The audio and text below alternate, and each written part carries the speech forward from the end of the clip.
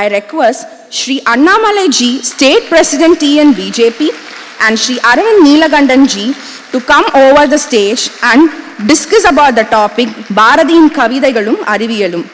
Shri Aravindan Neelakandan is an Indian writer and also contributing editor at Swarajya.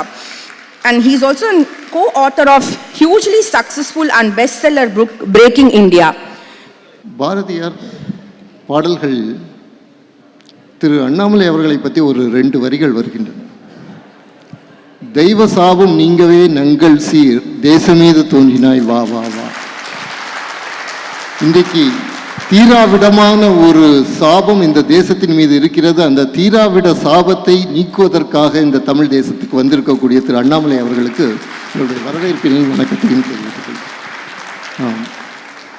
இந்த குறிப்பிட்ட topic வந்துங்க பாரதியும் அறிவியலும். இப்போ பாரதியாரை ஒரு சமூக புரட்சியாளராக, விடுதலை வீரராக இப்படியெல்லாம் நம்ம பார்த்துருக்குறோம். நீங்கள் ஒரு you are not only a political leader but you are also a thought leader. So you are kind of a combination of Abdul Kalam and Kamaraj. அந்த மாதிரி நீங்கள் இருக்கிறீங்க இன்னைக்கு.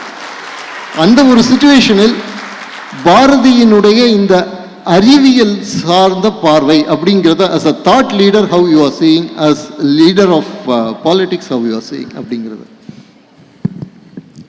அனைவருக்கும் என்னுடைய அன்பான காலை வணக்கத்தை தெரிவித்து, இந்த சென்னை லிட்ஃபெஸ்ட் 3வது ஆண்டாக வெற்றிகரமாக நடைபெற்றுக் கொண்டிருக்கிறது.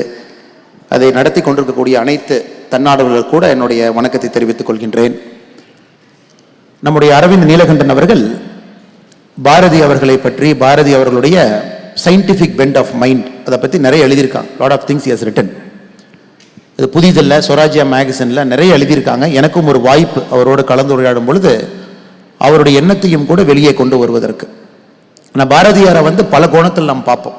We see Mahakavi Bharathi in multiple facets. social reformer, thinker, writer, a person who was instrumental in awakening people's mind for the fight for independence.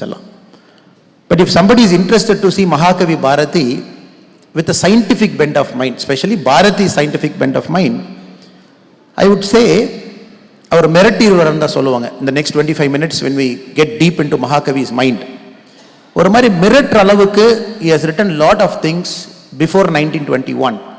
So we all know Mahakavi lived a very short life, 1882 to 1921, and 102 years later we are trying to position Mahakavi Bharati with respect to science and what was he thinking, where was he.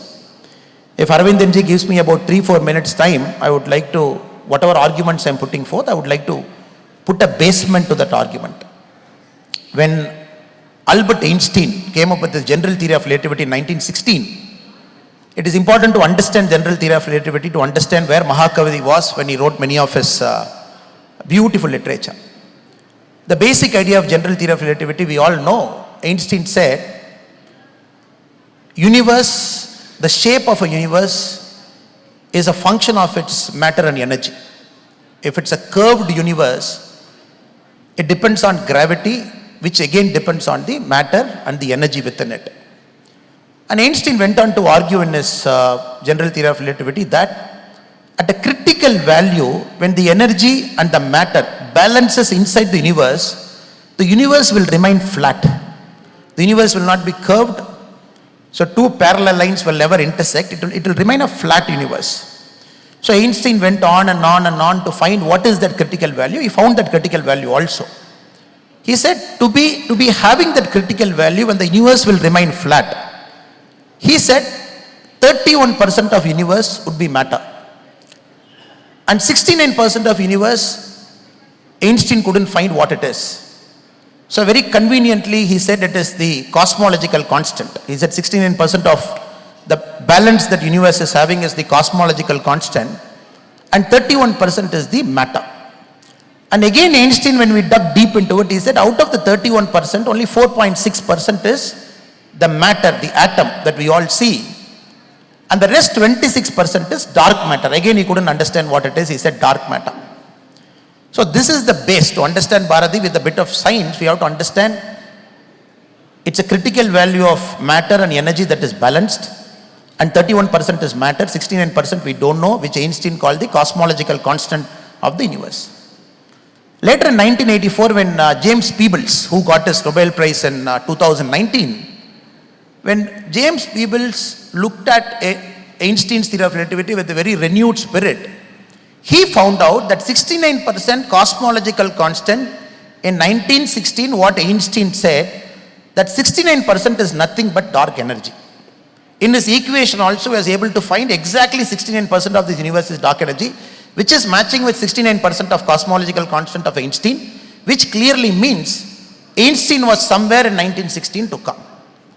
2011, again a Nobel Prize was given for cosmos, 3 people got it, and they went one step further to talk about the accelerating nature of the universe. There they moved a little bit closer to what Einstein was trying to say. In 2011, they mentioned, yes, there is dark matter, there is dark energy, and in the Nobel Prize acceptance speech, they said, we are like LKG students, first standard students, and universe is like a PhD, we are trying to reach there. Now with this argument, I am coming back to Mahakavi Bharati. Now in one of Mahakavi Bharati's literature, sir, very beautifully he writes, Parashaktiya Nanai, அவள் மண்ணிலே ஆக்கர்ஷண திறமையை நிறுத்தினால் அது பொருட்களை நிலைப்படுத்துகிறது. மலை நமது தலைமேல் புரளவில்லை, கடல் நமது தலைமேல் கவிழவில்லை, ஊர்கள் கலைந்து போகவில்லை, உலகம் எல்லா வகையிலும் இயல் பெறுகின்றது. இதெல்லாம் அவளுடைய திருவருள், he says. For a person who is just reading Mahakavi Bharati very normally, we might say gravity. But Einstein in this is going much beyond gravity. Parashakti, and possibly maybe 50 years from now, when we say Parashakti could be dark energy, and Einstein is somewhere there, dark energy, and Bharati is somewhere there around 1960, same period, giving a definition of Parashakti, the highest possible energy that is available in the universe. Then he talks about the internal balancing mechanism. He goes beyond gravity. He talks about an invisible energy that is holding everything in its place, because the cosmos is going at a rapid speed. Milky Way galaxy is traveling at a rapid speed, spinning on its axis, but no disturbance, which is beyond gravity. Some energy is holding forth in it. So that is why he says, Malai namadhu talaimel puralavilai, kadal namadhu talaimel kavilavilai, ஊர்கள் கலைந்து போகவில்லை, உலகம் எல்லா வகையிலும் இயல் பெறுகின்றது. இதெல்லாம் அவளுடைய திருவருள். When he comes back to the word called Thiruvarul, Aravindan ji, you know very well, that when Mahakavi Bharati talks about Thiruvarul, it doesn't, I find it very hard to find a suitable English word for Arul. A lot of people give, it is this, it is that, but I don't think there is any equivalent word for Arul. Because there is a 80-year-old, one of Chennai's very famous cardiologist sitting here, Dr. Chokkalingam.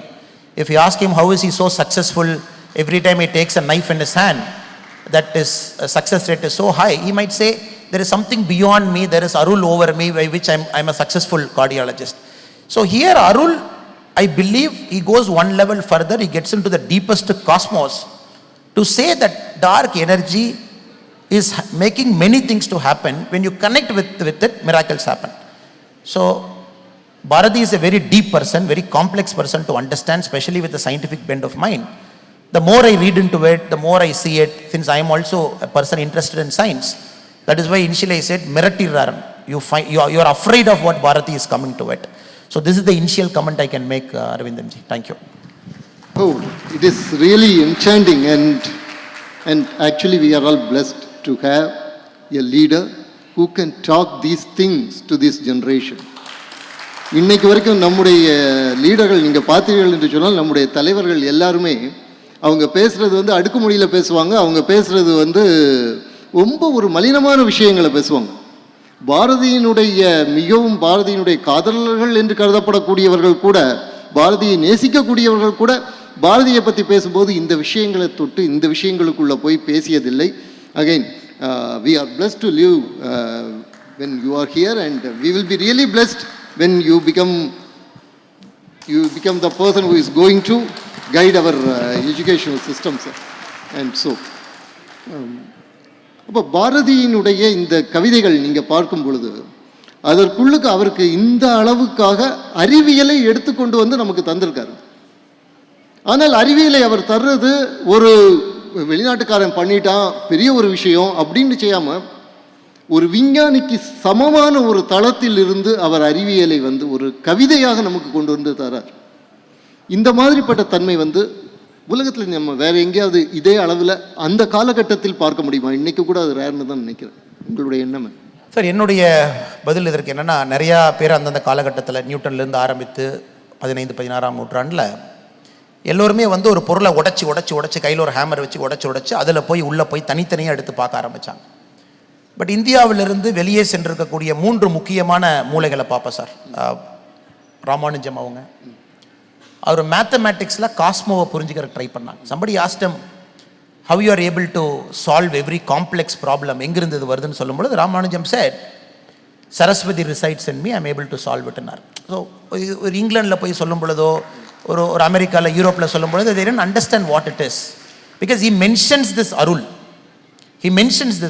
Ramanujam அவருடைய வார்த்தை. ஜி.என். ராமச்சந்திரன் அவங்கள பற்றி நீங்கள் ஸ்வராஜ்யால் எழுதியிருக்கீங்க. who gave the triple helix. Chennai Madras யூனிவர்சிட்டியில் இங்கே இருந்தவங்க, ஒரு மிகப்பெரிய ஒரு மைந்தர்.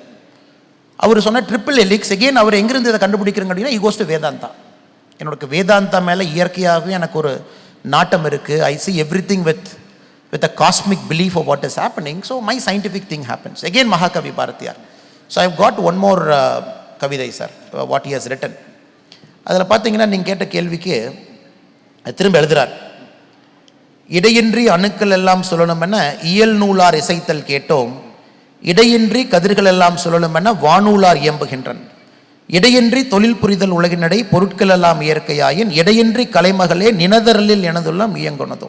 அதாவது என்ன சொல்கிறாருங்க, மேட்டர் அது பாட்டுக்கு சுற்றிக்கிட்டு இருக்கு. ஃபிசிஸ்ட் வந்து அதுக்கு ஒரு டான்ஸ் கொடுக்குறாங்க, மியூசிக் கொடுக்குறாங்க, ஈக்குவேஷன் மூலமாக டிஃபைன் பண்ணுறாங்க. காஸ்மோஸ் அது பாட்டுக்கு இருக்குது, பிளானட்ஸ் அது பாட்டுக்கு சுற்றிக்கிட்டு இருக்கு, அதுக்கு ஒரு டெஃபினேஷன் சயின்டிஸ்ட் கொடுக்குறாங்க. உலகத்தில் பிஸ்னஸ் இது பாட்டுக்கு நடந்துக்கிட்டு இருக்கு, movement of goods is happening, அதற்கும் வந்து there is a beauty to it. இதெல்லாம் மேட்டர்னு சொல்கிறாருங்க. ஆனால் எனக்கு அந்த இறை அருளை நீங்கள் கொடுக்கும் பொழுது கலைமகளே, எனக்கு அப்போ தான் கிரியேட்டிவிட்டி வருது அப்படிங்கிறாரு. ஸோ ராமானுஜம் சொன்னது தானுங்க.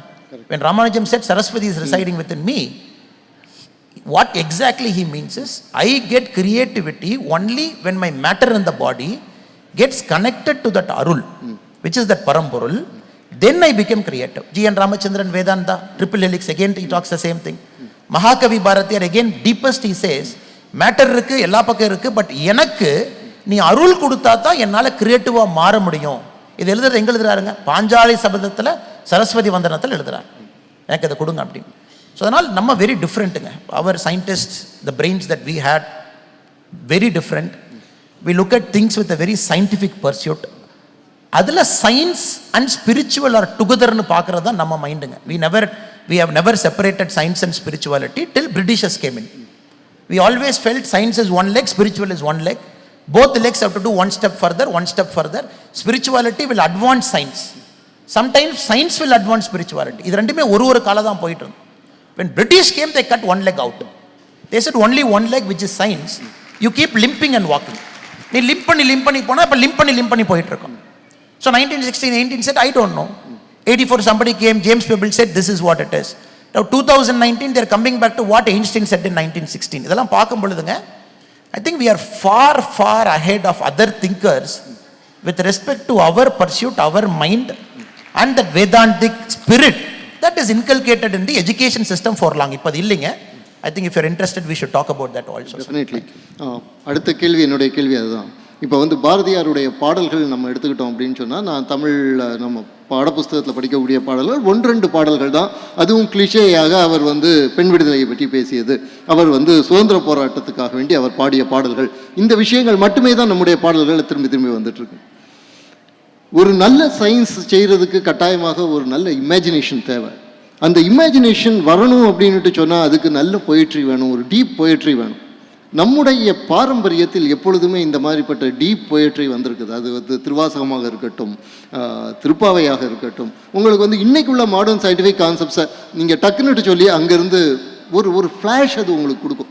உதாரணமாக நீங்கள் திருவாசகம் எடுத்துக்கிட்டீங்கன்னா, புல்லாகி பூடாய் புழுவாய் மரமாகி, அதை படித்து வந்த ஒரு மாணவனுக்கு வந்து எவல்யூஷன் வந்து அதை அண்டர்ஸ்டாண்ட் பண்ணிக்கிறது பிரச்சனையாக இருக்காது.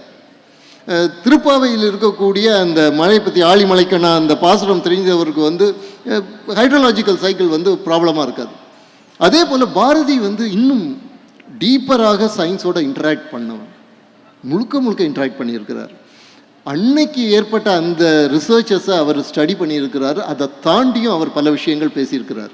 இதெல்லாம் ஏன் நம்முடைய பாடப்புத்தகங்களில் அறிவியலை டீச் பண்ணும் பொழுது அதனோடு இணைத்து, இதெல்லாம் ஏற்கனவே இவங்களுக்கு தெரிஞ்சிருச்சுன்னுட்டு இல்லை, கவித்துவமாகவும் அறிவியலை அணுக முடியும் அப்படிங்கிறதுக்காக வேண்டி இதையும் சேர்த்து கொடுத்துருக்கலாமே.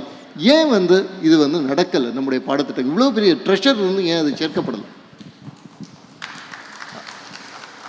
இதுக்கு கொஞ்சம் இன்டைரக்டாக நான் பதில் சொல்ல முயற்சி பண்ணுறேங்க. நம்முடைய ஐயா டாக்டர் ஏபிஜே அப்துல் கலாம் அவர்கள் கோயம்புத்தூரில் ஒரு பல்கலைக்கழகத்துக்கு வர்றாங்க. பல்கலைக்கழகத்தில் சரஸ்வதி வந்தனம் பாடணும். கலாம் ஐயா மேடையில் இருக்கும் பொழுது அதுதான் அறிமுக பாடலாக சரஸ்வதி வந்தனத்தை பாடணும்னு சொல்லும் பொழுது ஒரு குரூப் வழக்கம் போல் இப்போ ஓக் கேங்குன்னு சொல்கிறோம். அப்போ இந்த தற்குறி பகுத்தறிவாளர்கள் தான் சொல்லணும் அவங்களுக்கான வார்த்தைகள். அவங்க போய் அது எப்படி சரஸ்வதி வந்தனத்தை பாடலாம், இது எந்த மாதிரி ஒரு ஊர், இது செக்குலர் ஸ்டேட்டு, அதெல்லாம் ஆரம்பிக்கிறாங்க. But this people never know every single day APJ Abdul Kalam அவருடைய வாழ்க்கை வீணை இல்லாமல் இல்லை. எல்லா நாளும் அவர் ராஷ்டிரபதி பவனில் இருக்கும் பொழுதும் வீணை அங்கே காலையில் வாசித்து தான் வாழ்க்கையை ஆரம்பிக்கிறாங்க. ஸோ அவரும் பார்த்தீங்கன்னா இந்த பிரெயினோட ஈக்குவேட் பண்ணுறதுக்கு முழு தகுதி இருக்கக்கூடிய மனிதர். இப்போ நம்ம ராமானுஜம் அவங்க, மகாகவி பாரதியார் அவங்க, ஜி.என். ராமச்சந்திரன் அவர்களை போன்று தமிழகத்திலிருந்து நாம் கொடுத்த மிகப்பெரிய அறிஞர்கள் சொல்கிற பட்டியல் அவரையும் உட்கார வைக்கலாம். பட் இவங்க எல்லாருமே பார்த்தீங்கன்னா the hold on spirituality was so high. அதை அவங்க சயின்ஸோட இணைச்சு அவங்களுடைய எவல்யூஷன் இருந்துக்கிட்டே இருந்துச்சு திங்கிங்கில். இப்போ நம்முடைய டெக்ஸ்ட் புக்ஸ் எல்லாம் இந்த செக்குலர் அப்படிங்கிற ஒரு வார்த்தையை வச்சுங்க, ஸ்பிரிச்சுவாலிட்டியை தனியாக பிரித்து சயின்ஸை கொண்டு உள்ளே வச்சாச்சு. அது மகாகவி பாரதியாருக்கு நம்ம பண்ணக்கூடிய மிகப்பெரிய டிசர்வீஸ். ஒளிபடைத்த ஒரு 3-4 பாடல்கள் மட்டும் அவரை நீங்கள் போட்டுட்டு சுதந்திர தாகத்தை மகாகவி பாரதியார் அவர்கள் ஏற்படுத்தினார் அப்படின்னு ஒரு 3 போட்டுட்டு இன்றைக்கி ஒரு ஸ்கூலில் போய் ஒரு பையன்கிட்ட மகாகவி பாரதியாரை பற்றி உனக்கு என்ன தெரியும் அப்படின்னா சுதந்திரத்துக்காக எழுதிய பாடல்கள் எங்களுக்கு ஒரு பெரிய வெறி கொடுத்துச்சு அப்படின்னு நம்ம சொல்லுவோம். இது காரணம் என்னன்னாங்க, டெக்ஸ்ட் புக் ப்ரிப்பேர் பண்ணக்கூடியவங்க, கல்வி திட்டத்தில் அமரக்கூடிய மனிதர்களே ஸ்பிரிச்சுவாலிட்டி சயின்ஸ் இது ரெண்டும் ஒன்று, இதில் இருக்கும் பொழுதுதான் புரிதல் அதிகமாகும் அப்படிங்கிற எண்ணம் இல்லாத ஒரு எஜுகேஷன் மாடலை கொண்டு வந்திருக்கும். ப்ராப்ளி இந்த நியூ எஜுகேஷன் பாலிசியில் பார்த்தீங்கன்னா அது சரி பண்ணுறதுக்கான முயற்சிகள் நடந்து கொண்டு இருக்கிறது. ஏன்னா கிட்டத்தட்ட 350 வருஷம் மிஸ் ஆனதை நீங்கள் ரீசெட் பண்ணி திரும்ப கொண்டு வரணும். இது அனைத்தையும் ஒன்றாக இணைத்து கொண்டு வரணும். உதாரணத்துக்கு சுவாமி சகஜானந்தர் அவர்கள் நமக்கு தெரியும் ஒரு சோஷியல் ரிஃபார்மர். இப்போ நிறைய பேர் என்ன சுவாமி சகஜானந்தரா மறைக்கப்பட்ட ஒரு சோஷியல் ரிஃபார்மர், அவருக்கு ஒரு பேர். பட் சகஜானந்தர் அவரை கொஞ்சம் டீப்பாக படித்து பார்த்தோன்னா அவர் என்ன சொல்கிறாருங்க, பிடி இருக்குது, மாரல் சயின்ஸ் இருக்குது, இது ரெண்டு எங்கிருந்து வந்துச்சுங்கிறார். பிரிட்டிஷ்காரை வந்தால் மாரல் சயின்ஸை கூட கொண்டு வந்தால், ஏன்னா சர்ச்சில் அது எப்போவுமே செர்மனாக ஃபாதர் கொடுப்பாங்க சண்டே, அதை மாரல் சயின்ஸாக மாற்றி பிரிட்டிஷ் கரிக்குலத்தில் இருந்துச்சு. இந்தியாவுக்கு வரும்பொழுது மாரல் சயின்ஸ் கொண்டு வந்துட்டான். அது இங்கே இருந்தது. பிடி நம்ம இயற்கையாகவே காலமாக கிராமத்தில் எல்லா விளையாட்டுகளும் விளையாண்டு கொண்டு இருந்தோம். பட் அங்கே அவங்க விளையாட மாட்டாங்க. அவங்க கல்வி திட்டத்தில் பிடி இருந்துச்சு, பிடி கொண்டு வந்தாச்சு. எஜுகேஷன் மாடலுக்கு ஒரு உதாரணம். சகஜானந்தர் என்ன சொல்கிறார், ஏப்பா நீ பிடி கொண்டு வர்ற, நீ இது கொண்டு வர்ற, மாரல் சயின்ஸ் கொண்டு வர்ற, நேட்டிவ் இந்திக் சிஸ்டம் நம்முடைய கல்வியில் இருக்கக்கூடிய எத்தனை விஷயங்கள், அதாவது எத்தனை குழந்தைக்கு அவங்க வீட்டை சுற்றி இருக்கக்கூடிய மரங்கள் என்ன, வீட்டை சுற்றி எத்தனை மூலிகைகள் இருக்குது, அந்த மூலிகளை எப்படி பயன்படுத்த முடியும், அது எப்படி மனித பயன்பாட்டுக்கு கொண்டாட முடியும், அல்லது அந்த ஸ்கூல் அவங்க கிராமத்தில் எத்தனை உயிரினங்கள் இருக்கிறது, பறவைகள் இருக்கிறது, பாம்புகள் இருக்கிறது, ஊறக்கூடிய உயிரினங்கள் இருக்குது, அதையெல்லாம் நீ சயின்ஸாக படிக்கிறியா? நம்ம டைனோசர் படிப்போம், அமெரிக்காவில் இருக்கக்கூடிய ஒரு ஒயிட் சிவிக் கேட்டை பற்றி படிப்போம், லைன் டெல் மக்கையாவை இங்கே கர்நாடகாவில் இருக்கும் அதை பற்றி படிப்போம். ஆனால் அந்த ஸ்கூலுக்கு பக்கத்தில் இருக்கக்கூடிய உயிரினத்தை பற்றி தெரியாது. இதைத்தான் இந்திக் எஜுகேஷன் சகஜானந்தர் அவங்க சொல்கிறாங்க. இதையெல்லாம் முதல்ல நீ படிக்க ஆரம்பி அப்படின்னு. ஸோ ஒன்று நேட்டிவிட்டியிலேருந்து ரொம்ப தூரம் போயாச்சுங்க எஜுகேஷன், அதுலேயே ஒரு பெரிய பிரச்சனை.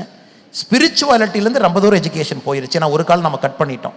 இது இரண்டையும் சரி பண்ணும் பொழுது, nativity combined with spiritual smell to education, இது இரண்டும் வரும் பொழுது I think we will go back to what Mahakavi பாரதியாரை பற்றி என்ன பேசுகிறோமோ அங்கே போயிடுவோங்கிறது என்னோட நம்பிக்கைங்க. ஸோ அந்த மாதிரிப்பட்ட ஒரு எஜுகேஷனல் ரிஃபார்ம் இப்போ திரு அண்ணாமலை அவர்கள் சொல்லும் பொழுது ஒரு முக்கியமான விஷயத்தை சொன்னாங்க. நம்மளுக்கு எவ்வளோ பேருக்கு மூலிகை, நம்ம வீட்டை சுற்றி இருக்கக்கூடிய நம்ம ஊரில் இருக்கக்கூடிய மூலிகை செடிகள் நம்முடைய குழந்தைகள் எவ்வளோ பேருக்கு தெரியும் அப்படிங்கிறது கொஸ்டின் மார்க். அதே நேரத்தில் எவ்வளவு பிராண்டட் ஐட்டம்ஸ் ஒரு குழந்தைக்கு தெரியும் அப்படின்னு பார்த்தீங்கன்னா, எந்த ஒரு குழந்தையும் ஒரு 10 பிராண்டட் ஐட்டம் சொல்லி 8 வயசு குழந்தை, ஆக்சுவலி இட் இஸ் அ சர்வேங்க, 8 வயசு குழந்தைகளுக்கு ஒரு 10லேருந்து 20 பிராண்டட் ஐட்டம்ஸ் அவங்களால சொல்ல முடியுது. ஆனால் வீட்டை சுற்றி இருக்கக்கூடிய மூலிகை செடிகள் நீங்கள் கேட்டிங்க அப்படின்னு சொன்னால், அந்த ஊரில் இருக்கக்கூடிய மூலிகை செடிகள் கேட்டிங்கன்னா அவங்களுக்கு தெரியாது. அப்பொழுது இந்த விஷயத்தை நாளைக்கு நீங்கள் அரசில் வரும்பொழுது, பாஜக அரசு அமைக்கும் பொழுது நீங்கள் வந்து ஒரு எஜுகேஷனல் சிஸ்டம் கொண்டு வரும் பொழுது இந்த ஒவ்வொரு ஊரிலும் இருக்கக்கூடிய மூலிகை செடிகளினுடைய அடிப்படையில் ஒரு ஃபர்ஸ்ட் எய்டு நான் பண்ணுறது, அந்த மாதிரிப்பட்ட ஒரு திட்டத்தை சஹஜானந்தருடைய பெயரில் நீங்கள் கொண்டு வருவீங்களா? இப்போ பார்த்தீங்கன்னா பெரிய கான்ட்ரோவர்சி. உதாரணத்துக்கு இப்போ கர்நாடகாவில் எலெக்ஷன் நடந்துட்டு இருக்குதுங்க. நான் கர்நாடகாவில் அதிகமாக இருக்கிறனால இந்த ஒரு மாதமாக நியூ எஜுகேஷன் பாலிசியை இந்தியாவில் ஃபஸ்ட்டு இம்ப்ளிமெண்ட் பண்ண ஸ்டேட் கர்நாடகா. இப்போ அவங்க என்ன பண்ணுறாங்கன்னா, நேட்டிவ் லாங்குவேஜில் 1ஆம் கிளாஸ்லேருந்து 6ஆம் கிளாஸு கன்னடத்தில் சொல்லிக் கொடுக்குறக்கான முயற்சிகள் ஆரம்பிச்சிட்டாங்க. Because there implementing it. எல்லா ஸ்கூல்லையும் டெக்ஸ்ட் புக்ஸ் எல்லாமே வந்து கன்னடாக்கு மாறிடும். அதில் இங்கிலீஷுங்கிறது ஒரே ஒரு சப்ஜெக்டாக மட்டும்தான் இருக்கும். Which means you will study in your native mother tongue. அதில் ஆங்கிலம்ங்கிறது ஒரு பேப்பராக மட்டும்தான் எடுப்பீங்க. 6th அப்புறம் புது நியூ எஜுகேஷன் பாலிசியில் you will have English as a language for other things. இப்போ இதுக்கான பிரச்சனைகள் அவங்க என்ன இப்போ பார்க்குறாங்க அப்படின்னாங்க, இப்போ நீங்கள் கன்னடத்தை கொண்டு வரும் பொழுது கிட்டத்தட்ட 300-400 ஆண்டுகள் மறைக்கப்பட்டது எல்லாமே திரும்ப நீங்கள் தோண்டி எடுக்கணும். கல்வெட்டுக்களிலிருந்து, அதனுடைய நேட்டிவ் நாலேஜிலிருந்து, மூலிகைக்கே கொடுக்கக்கூடிய கன்னட பெயரிலிருந்து. இப்போ தமிழ்நாடு நாம் என்ன சொல்கிறோம், நம்ம நியூ எஜுகேஷன் பாலிசி இம்ப்ளிமெண்ட்டே பண்ண மாட்டோம் அப்படின்னு உட்காந்துருக்கோம். விச் மீன்ஸ் ஸ்டில் நாங்கள் அந்த பழைய மாடல் அப்படியே உட்காந்துருக்கோம். தமிழ்நாட்டில் காலத்தினுடைய கட்டாயம் நியூ எஜுகேஷன் பாலிசி இம்ப்ளிமெண்ட் ஆகத்தான் போகுது. இப்போ நியூ எஜுகேஷன் பாலிசி பார்த்தீங்கன்னா இதனுடைய ஃபஸ்ட்டு ஸ்டெப், முதல்ல 1 to 6 எல்லா பாடப்புத்தகத்தையும் தமிழில் மாற்றணும். தமிழில் நீங்கள் மாற்றுறீங்க அப்படின்னாவே நேட்டிவிட்டி ஆட்டோமேட்டிக்காக வந்துடும். உயிரினங்களுக்கான பேர், பக்கத்தில் இருக்கக்கூடிய செடி கொடிகள் எல்லாத்துக்குமான, ஏன்னா நிறைய பேர் நாமளே மறந்துட்டோம். இப்போ தமிழ் அகராதின்னு எடுத்து திறந்து வச்சு படிச்சுட்டு இருக்கோம். இதுக்கு என்ன பேர் வச்சுருந்தாங்க, இதுக்கு என்ன இப்போ வச்சுருந்தாங்க அப்படின்னு. இது வந்து முதல் ஸ்டெப்புங்க. இப்போ தமிழ்நாட்டில் ஒரு கல்வித்திட்டம் நம்ம கொண்டு வரும் பொழுது நிச்சயமாக சகஜானந்தா அவருடைய பெயர் இல்லாமல் அந்த கல்வித்திட்டம் இருக்காது. காரணம், இதையெல்லாம் எப்போவோ இருந்து பேசிக்கிட்டு இருக்காங்க. அதனால் முதல்ல தாய்மொழியில் அது வரணும், நேட்டிவிட்டியை கொண்டு வரணும். நேட்டிவிட்டி வர ஆரம்பித்தாவே மண்ணிலிருந்து அந்த கல்வி பிரியாமல் மண்ணோட சேர்ந்துருக்குங்க. ஏன்னா நம்முடைய ஸ்பிரிச்சுவாலிட்டியும் பார்த்தீங்கன்னா மண்ணோட சேர்ந்த ஒரு விஷயம். அப்புறம் சகஜானந்தா அவர் ஆட்டோமேட்டிக்காக அவருடைய தாட் ப்ராசஸ் வந்துடுது. ஆனால் ரொம்ப ஒரு வருத்தமான விஷயம் வந்துங்க, தமிழ்நாட்டில் புதிய கல்விக் கொள்கையை ஒரு ஈகோ இஷ்யூவாக எடுத்துக்கிட்டு நாங்கள் எந்த காரணத்துக்கும் இதை இம்ப்ளிமெண்ட் பண்ண மாட்டோம் அப்படின்னு ஒரு ஈகோ இஷ்யூவாக போயிட்டுருக்கு. இது across India, especially in some states எங்கேயெல்லாம் இம்ப்ளிமெண்ட் பண்ண ஆரம்பிச்சிருக்காங்களோ அதுக்கான ரிசல்ட்டை இம்மீடியட்டாக பார்க்க ஆரம்பிச்சிட்டாங்க. Quality of learning is going up. கிரகிப்புத்தன்மை அதிகமாக இருக்குது. குறிப்பாக கிராமப்புறத்தில் இருக்கக்கூடிய பள்ளியில் இருக்கக்கூடிய குழந்தைக்கு செல்ஃப் எஸ்டீம் அதிகமாகுது. ஏன்னா வீட்டில் ஃபுல்லாக தமிழ் பேசிட்டு ஆங்கிலம் பேசுவதற்காக ஒரு மாயையான தோற்றத்தை ஒரு ஸ்கூலுக்குள்ளே வந்து ஏற்படுத்துறதெல்லாம் போய் சுக்குநூறாக உடைய ஆரம்பிக்குது. ஏன்னா அங்கேயும் இம்ப்ளிமெண்டேஷன் ஸ்டேஜில் தாங்க இருக்காங்க. இது எவ்வளவு பெரிய மாற்றத்தை இந்திய கல்வியல் துறையில் இது கொடுக்கும் அப்படிங்கிறத தமிழ்நாடு அரசு ஏன் உணர மறுக்குது அப்படின்னு நினைக்கும் பொழுது கொஞ்சம் கஷ்டமாக இருக்குது. ஏன்னா சம்டைம்ஸ் பொலிட்டிக்கல் ஈகோ, ஏன்னா பிரிட்டிஷ்க்கு இருந்த அதே ஈகோ இப்போ இருக்கிற இங்கே இருக்கக்கூடிய அரசுக்கும் அது இருக்குது. அப்போ இவங்களுக்கும் பிரிட்டிஷ்க்கு என்ன வித்தியாசங்க? ரொம்ப ஒரு சரியான கேள்வி. அகைன் எங்களுடைய ஹோப்பெல்லாம் என்னென்னா, நிச்சயமாக ஒரு நல்ல ஒரு தேசிய அரசு இந்த தமிழ்நாட்டில் உருவாகும், இந்த தீராவிட சாபம் நீங்கும், அதை வந்து நீங்கள் செய்வீர்கள் அப்படிங்கக்கூடிய ஒரு பெரிய ஒரு நம்பிக்கை எங்களுக்கு இருக்கிறது. Coming back to Subramania Bharathiyar, ரொம்ப ஒரு ரெலவெண்ட்டான ஒரு விஷயம். இப்போ நீங்கள் சுவாமி சஹஜானந்தர் சொன்னீங்க. சுவாமி சஹஜானந்தருடைய தமிழ் இலக்கணம் அவருக்கு கற்பித்தவர் வ.உ. சிதம்பரம். வ.உ. சிதம்பரம் பிள்ளையினுடைய மிகவும் ஆத்ம நண்பராகவும் குருவாகவும் இருந்தவர் சுப்பிரமணிய பாரதி, திலக மகரிஷி. ஆகவே இந்த ஒரு கனெக்ஷன் இருந்துக்கிட்டே இருக்குது. இங்கே பார்த்தீங்கன்னா தமிழ்நாட்டில் கன்ஸ்ட்ரக்டிவாக செய்த அத்தனை பேருக்கு பின்னாடியும் பாரதியினுடைய ஒரு பெரிய ஒரு ஃபோக்கஸ் ஒன்று இருக்குது.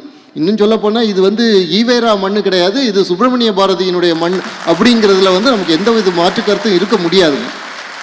இப்பொழுது நம்முடைய பாரத பிரதமர், மதிப்புக்குரிய பாரத பிரதமர் நரேந்திர மோடி அவர்கள் இந்த ஆத்ம நிர்பர் பாரத் அப்படிங்கிறத சொல்கிறார். சுதேசி பாரதம், செல்ஃப் ரிலையண்டான பாரதம் அப்படிங்கக்கூடியதை பேசுகிறாருங்க. வ.உ. சிதம்பரம் அதை வந்து செயல்படுத்த அன்னைக்கு முயன்றிருக்கிறார். இதற்கு பின்னால் பாரதியினுடைய ஒரு உத்வேகம் எப்படி இருக்குது? அதை ஏன்னா இது வந்து தொழில்நுட்பத்தோடையும் சேர்ந்தது இல்லையா? தொழில்நுட்பம் அப்படிங்கக்கூடியதையும் பாரதியார் வந்து எப்படி பார்த்துருக்கிறார்? அவர் வந்து எப்படி இந்த தொழில்நுட்பம், தேச தற்சார்பு, இந்த ரெண்டையும் இணைத்து அவர் எப்படி பார்த்துருக்கிறார்? குறிப்பாக நம்முடைய பாரத பிரதமர் மாண்புமிகு திரு நரேந்திர மோடி அவர்களுக்கு பாரதியாருடைய சிந்தனைகள் எந்த அளவுக்கு முழுமையாக தெரிந்திருக்கிறதோ தமிழகத்தில் நிறைய அரசியல் தலைவர்களுக்கு அந்த அளவுக்கு தெரியவில்லை என்பது வருத்தம். இது ஏன் நான் சொல்கிறேன்னாங்க, நம்முடைய பிரதமர் அவர்கள் எங்கேயெல்லாம் மகாகவி பாரதியார் அவங்கள கோட் பண்ணி பேசியிருக்காங்க அப்படிங்கிறத நம்ம பார்க்கணும். எங்கேயெல்லாம் கோட் பண்ணியிருக்காரு, எந்த மாதிரி ஸ்கீம் எல்லாம் கொண்டு வரும் பொழுது மகாகவி பாரதியாருடைய கவிதை வரிகளை பிரதமர் கையில் எடுத்திருக்காங்க. ஒரு ஒரு ஒரு இடத்துல பிரதமர் பேசுகின்றார், காசியில் ஒரு உரை வரும்பொழுது அதை கேட்பதற்கு காஞ்சியில் ஒரு கருவி செய்வோம் அப்படின்னு சொல்கிறார். இப்போ பாரதியாருடைய வாழ்க்கை கிட்டத்தட்ட நம்ம 1921 லொக்கேட் பண்ணுறோம்.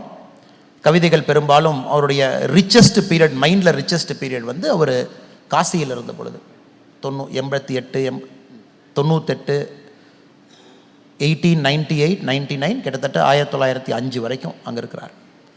ரிச்சஸ்ட் மைண்டு வந்து அப்படியே ஃபர்டைலாக இருக்குது, நிறைய விஷயங்கள் யோசிக்கிறார், எழுதணும்னு நினைக்கிறாரு. அப்போ பார்த்தீங்கன்னா ஏற்பட்ட தாக்கத்தில் ஏகப்பட்ட விஷயங்கள் எழுதுகிறார். ஸோ அதே நேரத்தில் 1901 தான் ரேடியோ வருது, மார்க்கோனி ரேடியோவை கொண்டு வர்றார். டிரான்ஸ்அட்லாண்டிக் டிரான்ஸ்மிஷன் 1901 நடக்குது. இப்போ மகாகவி பாரதியார் அந்த கவிதையில் பார்த்தீங்கன்னா கருவி செய்வோம் அப்படிங்கிறார். காசியில் பேசும் முறை தான் காஞ்சியில் கேட்க ஒரு கருவி செய்வோம் அப்படின்னு. அதாவது மார்க்கோனி கண்டுபிடிச்சதை போய் தூக்கிட்டு வரலான்னு அவர் சொல்லவே இல்லை, நாம செய்வோம் அப்படிங்கிறார். அதே காலகட்டத்தில் ஒரு திங்கிங் பாருங்க, எல்லா நாடுகளுமே எப்படி அந்த ப்ராப்பர்ட்டி டெக்னாலஜி கிடைக்கும், அதை எப்படி போய் வாங்கிட்டு வந்து நம்ம கேட்கலாங்கும் பொழுது சுயசார்பு பாரதம் என்பது பாரதியினுடைய ரத்தத்திலே கலந்திருக்கக்கூடிய விஷயம். இதெல்லாம் 120 ஆண்டுகளுக்கு முன்னாடி பேசியிருக்கார். அவர் சொன்னது எல்லாமே கப்பல்கள் செய்வோம், எல்லா விஷயத்தையும் உள்ளூர்லேயே செய்வோம், எங்கேயுமே போய் யாருக்கிட்டையுமே கையேந்த வேண்டாம், மெஜஸ்டிக்காக பேசுகிறாரு, மேக் இன் இந்தியா இங்கே கொண்டு வாங்க அப்படின்னு. அதே போல் இங்கே காவிரி கரையோரத்தில் வெத்தலை இருக்குது, நம்முடைய பஞ்சாப் மாகாணத்தில் கோதுமை இருக்குன்னா இது இரண்டையுமே பண்டமாற்றம் செய்து வாழுவோம் அப்படிங்கிறார். இப்போ நம்ம பேசக்கூடிய அதே இதுதான், எல்லாமே இந்தியாவுக்குள்ளே கன்சம்ஷன் நமக்குள்ளே நாம் ட்ரான்ஸ்ஃபர் பண்ணிக்கிறோம், இம்போர்ட் சப்ஸ்டியூஷன் பண்ணுறோம். ஒரு பொருளை இம்போர்ட் பண்ணுறோம்னா இப்போ பிரதம மந்திரி சொல்கிறாரு ஒரு வருஷமே டார்கெட் வச்சுட்டு போகிறார். இந்த வருஷம் 12% இம்போர்ட் சப்ஸ்டியூஷன், அடுத்த வருஷம் 20%, அடுத்த வருஷம் 30%. அப்படின்னா 30% பொருட்கள் நீங்கள் என்ன இம்போர்ட் பண்ணியிருக்கீங்களோ அது இந்தியாவில் தான் நீ வாங்கணும், அது இம்போர்ட் பண்ணுறதை குறைங்க அப்படின்னு. இதை போன்று மகாகவி பாரதியார் ரொம்ப ஆழமாக பார்க்கும் பொழுது பிரதமர் அவர்களுடைய கனவு எவ்வளோ விஷயங்கள் இப்போ சொல்லியிருக்காங்களோ அது எல்லாமே அப்போவே மகாகவி பாரதியார் அவர்கள் ஒரு சீடை போட்டு போயிருக்கார். எனக்கு ரொம்ப பயம் என்னன்னாங்க, மகாகவி பாரதியார் கவிதையில் ரொம்ப பயந்த விஷயம் என்னென்னா, அவர் சொல்கிறாரு, எனக்கு ஒரு மனிதன் வேண்டும் இந்த பூமியில் பிறக்கணும், இந்தியாவில் பாரதத்தில். அந்த மனிதன் வந்து நிலாவுக்கு செல்லுவதற்கும் ஆசைப்படணும், அதே மனிதன் வந்து காஞ்சி எல்லா தலங்கள் என்ன இருக்கோ அதை புனரமைக்கணும், அதே மனிதன் ராமானுஜருக்கு மரியாதை கொடுக்கணும், அதே மனிதன் சங்கராச்சாரியருக்கு மரியாதை கொடுக்கணும்னு சொல்கிறார். இதை நான் வந்து டெல்லியில் எங்களுடைய அகில இந்திய செயற்குழு மீட்டிங் நடக்கும்பொழுது பிரதமர் இருக்கும்பொழுது இந்த கவிதையை நான் படித்தேன். நான் சொன்னேன், பிரதமர் அவர்களே, மகாகவி பாரதியார் அவர்கள் உங்களுக்காகவே எழுதப்பட்ட கவிதை இது, நான் அதை உங்களை புகழணும் அப்படின்லாம் நான் சொல்ல. ஏன்னா நீங்கள் வந்து என்ன சொல்கிறீங்கன்னா 3க்கு அன்மேன்டு அனுப்பணுங்கிறீங்க, மேன்டு போகணுங்கிறீங்க. ஒரு பக்கம் இஸ்ரோ போனீங்கன்னா உங்கள் ஸ்பீச் அப்படி தான் இருக்குது, 3 பற்றி பேசுகிறீங்க, இந்தியா எப்போ போகுங்கிறீங்க. அடுத்தது நீங்கள் ரொம்ப அற்புதமாக போய் சங்கராச்சாரியார் அவர்களுக்கு ஒரு நினைவு மண்டபத்தை கட்டுறீங்க, அங்கே தியானத்தில் இருக்கீங்க. அப்புறம் கோவில்கள் எல்லாம் புனரமைக்கிறீங்க. இது பாருங்கள் எவ்வளோ அற்புதமாக மகாகவி பாரதியினுடைய வரியில் இந்த 3ஐயும் கலந்து சொல்லியிருக்காங்கன்னு பிரதமர் முன்பு சொல்வதற்கு ஒரு வாய்ப்பு, ஒரு 5-6 மாதங்களுக்கு முன்பு. ஸோ மகாகவி பாரதியாருடைய மைண்டு பார்த்திங்கன்னா பாரதத்திற்காக, பாரதத்தினுடைய வளர்ச்சிக்காக இப்போது கொண்டு வரக்கூடிய எல்லா திட்டங்களுடைய கரு மகாகவி பாரதியாருடைய எழுத்தில் இருக்கிறது என்பது ஒரு தமிழனுக்கும் பெருமை என்பது என்னுடைய வாதம். இதை தாண்டி நீங்கள் வந்து பாரதியினுடைய கவிதைகளில் உங்களுக்கு மிகவும் பிடித்த அம்சம் அப்படிங்கக்கூடியது எது? அவருடைய தேசபக்தி, அவருடைய அறிவியல் செழுமை, அவருடைய தெய்வ பக்தி, இந்த விஷயம். எனக்கு அவருடைய தெய்வ பக்தி ரொம்ப பிடிக்குங்க. பாரதியினுடைய தெய்வ பக்தி காரணம், தெய்வ பக்தி இருக்கிறனால தான் இது எல்லாமே வருது அப்படிங்கிறது மகாகவி பாரதியாரனுடைய ஒரு தீர்க்கமான ஒரு ஆர்குமெண்ட். கண்டினியூஸாக அது எழுதுகிறாரு. அப்புறம் செகண்ட் பார்த்தீங்கன்னா, he was very proud of who he is. அவர் யார் என்பதிலே மிக தெளிவாகவும் கர்வமாகவும் இருந்த ஒரு மனிதர். நான் இப்படித்தான் அப்படின்னு. ஏன்னா அவர் இறக்கும் பொழுது மகாகவி பாரதியாரனுடைய இறப்பு அன்னைக்கு வந்து பார்த்தீங்கன்னா ஒரு வெறும் சம்பவம், இன்னைக்கு அது சரித்திரம். ஏன் சம்பவம் அப்படின்னாங்க, 1921 மகாகவி பாரதியார் அவர்கள் இறக்கும் பொழுது அவர் கூட நடந்து போனவங்க அல்லது அந்த இறப்பில் பங்கேற்றவங்க less than 20, ரொம்ப குறைவான மனிதர்கள் தான் பாரதியாரனுடைய கடைசி இறப்பில் இருக்காங்க. சம்பவம் அது, இட் வாஸ் ஜஸ்ட் ஒரு வேர்ட், மகாகவி பாரதியார் டைடு, அப்போ சுப்பிரமணிய பாரதியார் டைடு. இன்னைக்கு பார்க்கும் பொழுது தான் நம்ம மைண்ட் எக்ஸ்பேண்ட் ஆகுதுங்க அரவிந்த். இதை எக்ஸ்பேண்ட் பண்ணி சொல்லணும்.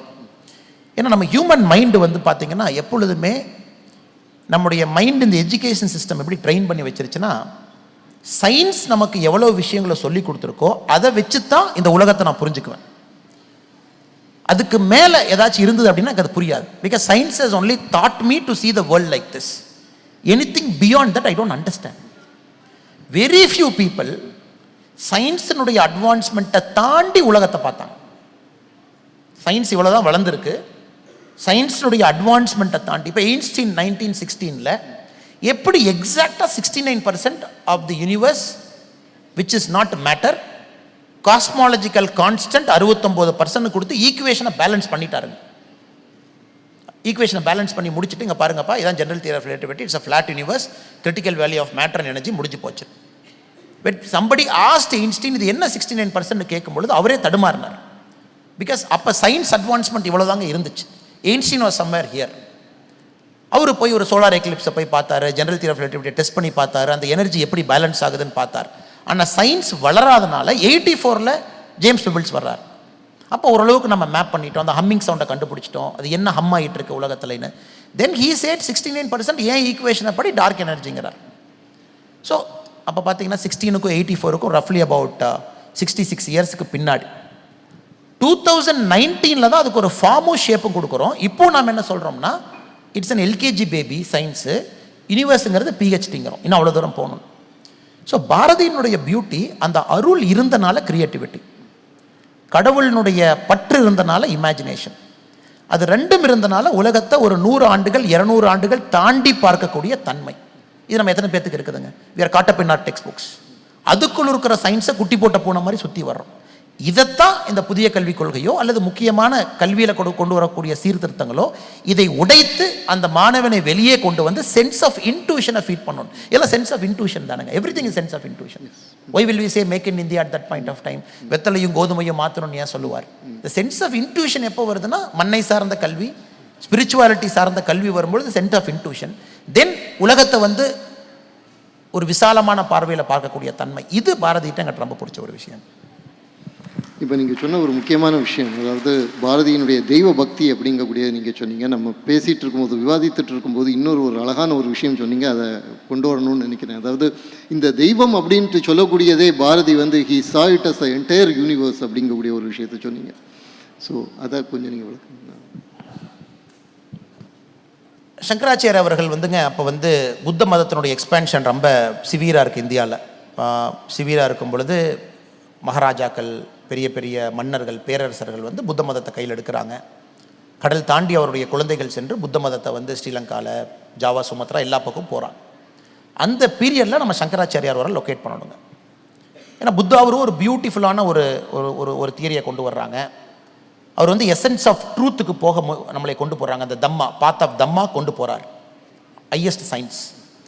இப்போ அந்த நேரத்தில் இந்து ரிலீஜன் அப்படிங்கிறது ஒரு சென்ஸ் ஆஃப் ஒரு ஃபார்ம் ஒர்க்ஷிப்போ, ஒரு கடவுளினுடைய முகமோ, இப்படித்தான் ஒரு கடவுளை நீங்கள் வழிபடணும், இப்படித்தான் பூஜை பண்ணணும், அதாவது பாகன் ஒர்க்ஷிப்லேருந்து நம்ம டிரான்ஸ்லேட் ஆகி வந்துகிட்டு இருக்கும் பொழுது சங்கராச்சாரியாருடைய பிறப்பு ரொம்ப முக்கியங்க. ஒரு பெரிய சரித்திரம் அது.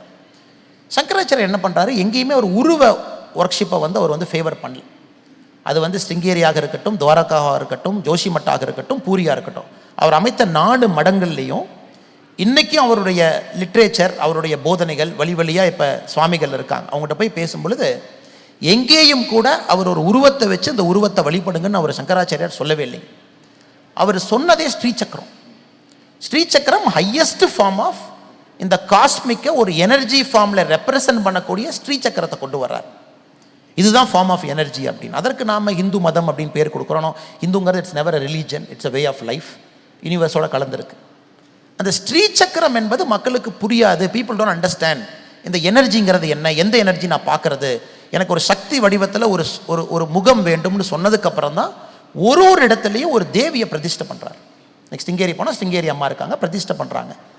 ஸோ அதையும் சங்கராச்சாரியர் அவர்கள் சொல்லுகின்றார்கள், ஒரு குறிப்பிட்ட காலம் இன்டு த ஃபியூச்சர் உருவ வழிபாட்டை தாண்டி எனர்ஜியோட மக்கள் கனெக்ட் பண்ணி அவர்கள் தங்களுடைய வாழ்க்கையை ஒரு வே ஆஃப் லைஃப்பில் வாழ ஆரம்பிப்பாங்க. அது வரைக்கும் உருவ வழிபாடு வேண்டும் என்று சங்கராச்சாரியர் சொல்கிறாங்க.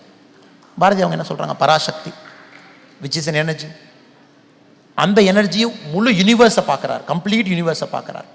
இன்றைக்கும் ஏன் இந்தியா வந்து சிவிலைசேஷனல் ஸ்டேட் அப்படின்னாங்க, நம்ம எனர்ஜி ஃபார்மில் தான் சக்தி வழிபாட்டை கொண்டு வர்றோம். இன்றைக்கி நம்முடைய டெம்பிளில் அந்த ஸ்ட்ரக்சர் இருக்குது. சக்தி வழிபாடே nothing but a manifestation of எனர்ஜின்னு நினைக்கக்கூடியவங்க.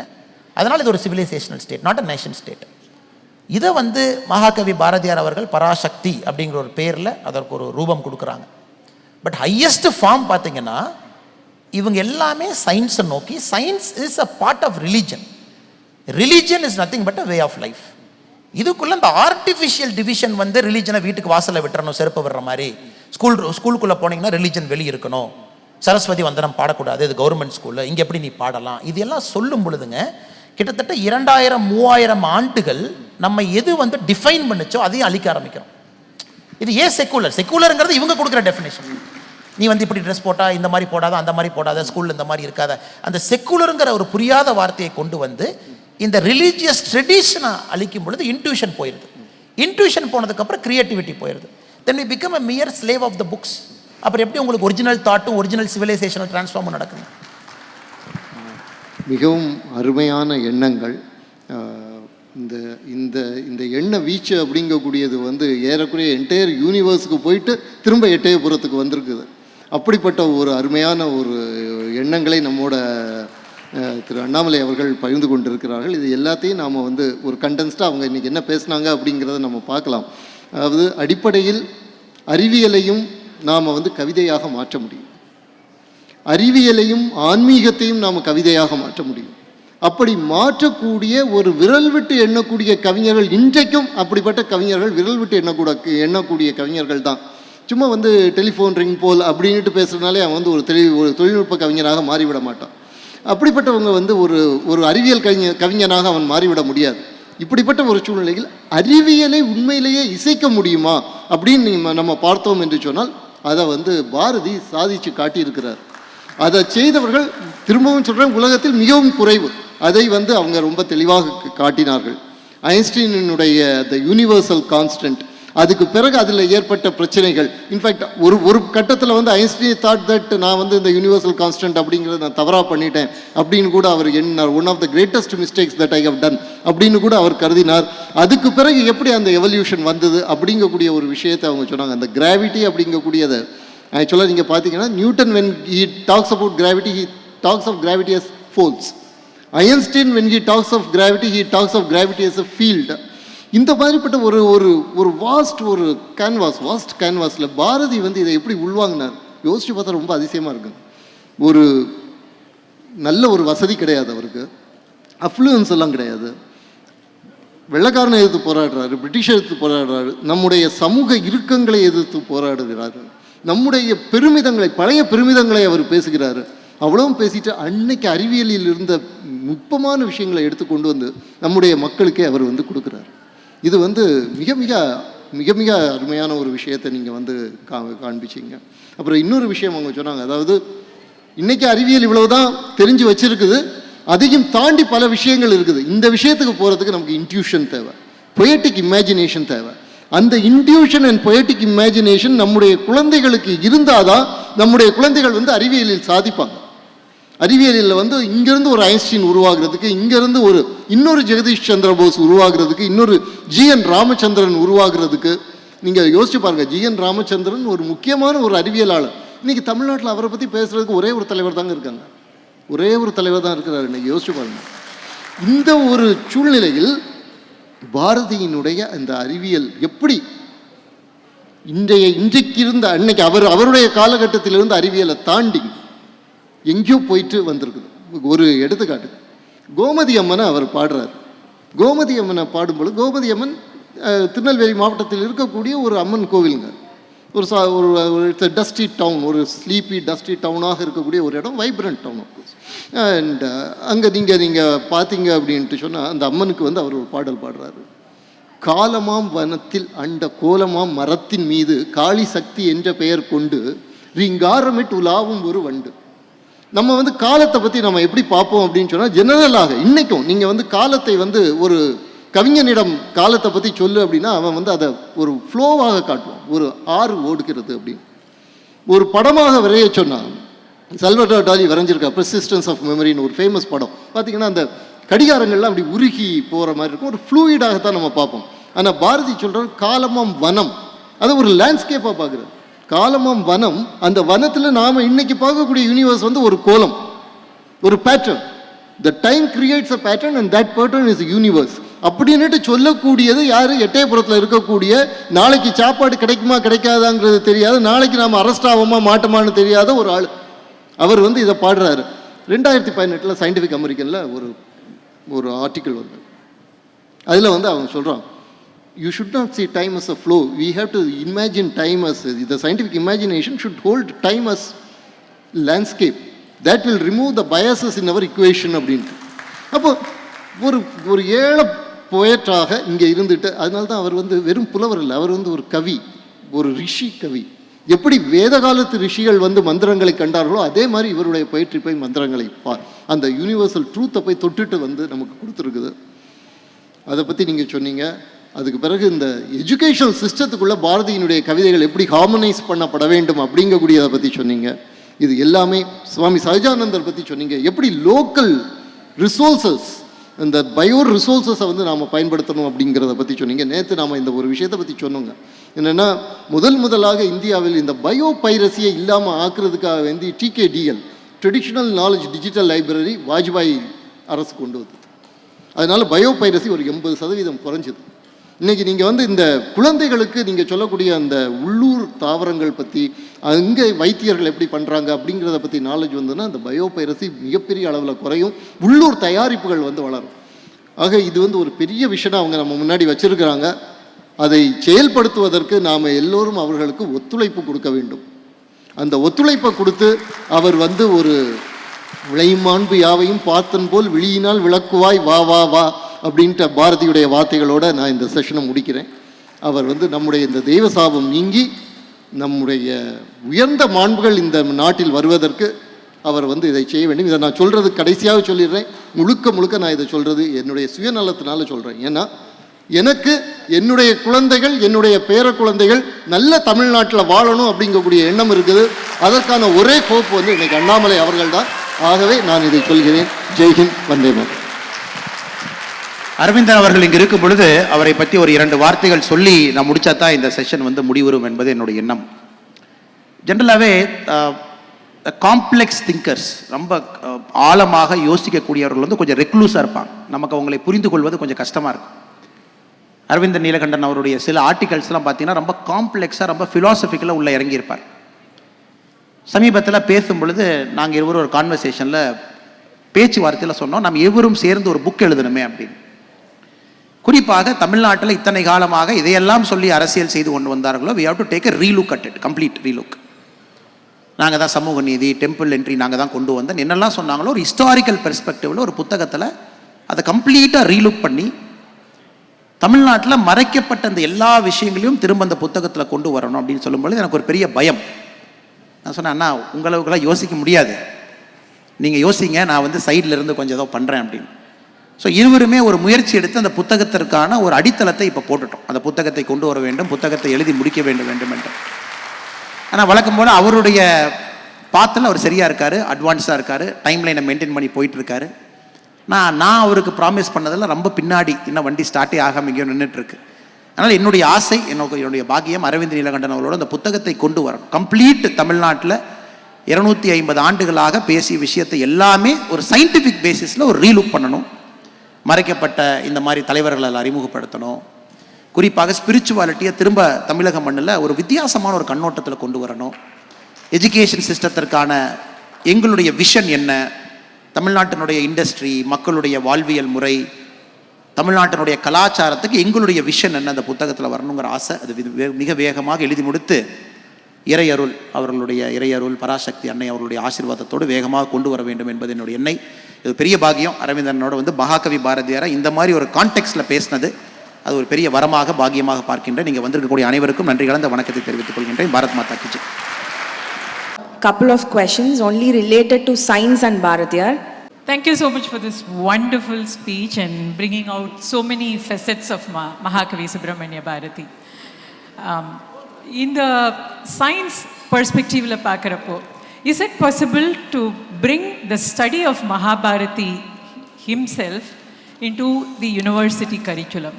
now that we have a seat in Banaras University. Study of Mahakavi Bharati, அந்த சயின்ஸ் அப்ரோச் அதையே வந்து ஒரு கரிக்குலமாக கொண்டு வரதுக்கு அங்கே பண்ணிட்டா then it will be easy later for us to emulate that in Tamil Nadu. Is it possible to do?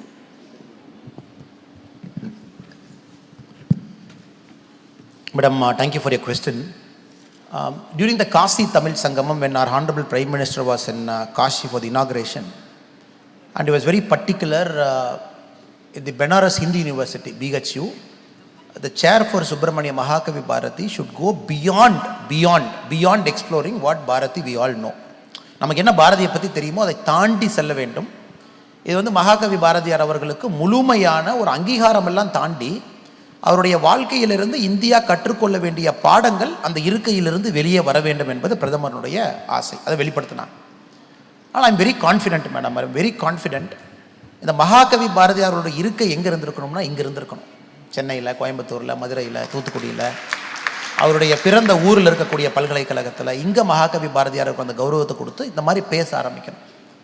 இந்த attempt, இந்த சென்னை லிட்ஃபெஸ்டோடைய அட்டம்ப்டே பார்த்து இன்றைக்கி ஃபுல்லாக பார்த்தீங்கன்னா ஒரு 4-5 டாபிக்ஸ் வேறு மகாகவி பாரதியார் கண்டினியூஸ்லி நிறைய பேர் பேசுகிறாங்க. Some excellent speakers are speaking today. So இதே ஒரு ஸ்டார்ட்னு நினைக்கிறேங்க. இப்போ மகாகவி பாரதியாரை படிக்கிறவங்களே முழுமையாக அந்த கலெக்டட் ஒர்க்ஸை ஃபஸ்ட்டு வாங்குவாங்க.